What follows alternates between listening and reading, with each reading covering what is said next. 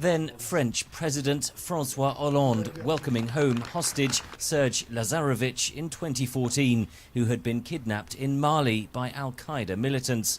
While France consistently denied paying a ransom, the evidence suggests otherwise, says Tom Keating of Britain's Royal United Services Institute. There are a number of countries, Italy is another one, where hostages have come home, and the country has chosen the immediate right to life of their citizen over adhering to an internationally agreed ban not to finance terrorist organisations.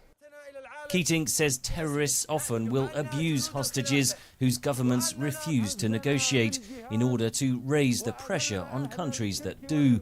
A series of high-profile kidnappings by Islamic State in Syria highlighted the lack of a unified global response.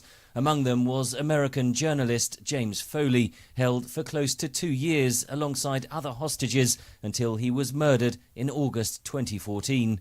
There are cases where a number of individuals are taken hostage, so in the James Foley case, tragically, other cases in West Africa, where you have mixed nationalities, and those that pay ransoms are freed earlier, and those that don't pay ransoms are kept for extended periods of time until it becomes politically expedient to murder them. Ransoms are a major source of criminal financing in Colombia.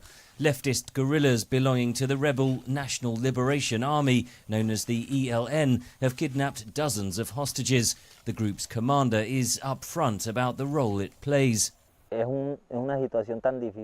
We could say no, we won't kidnap anyone else, but how would we finance our struggle? How would we finance our work?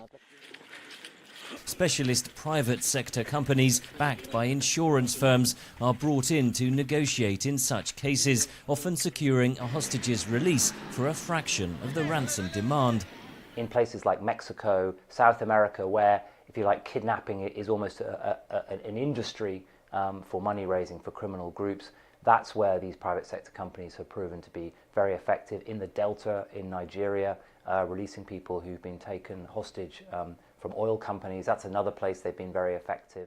Currently, the ban on terrorist financing precludes the use of private sector resolutions in terrorist hostage situations.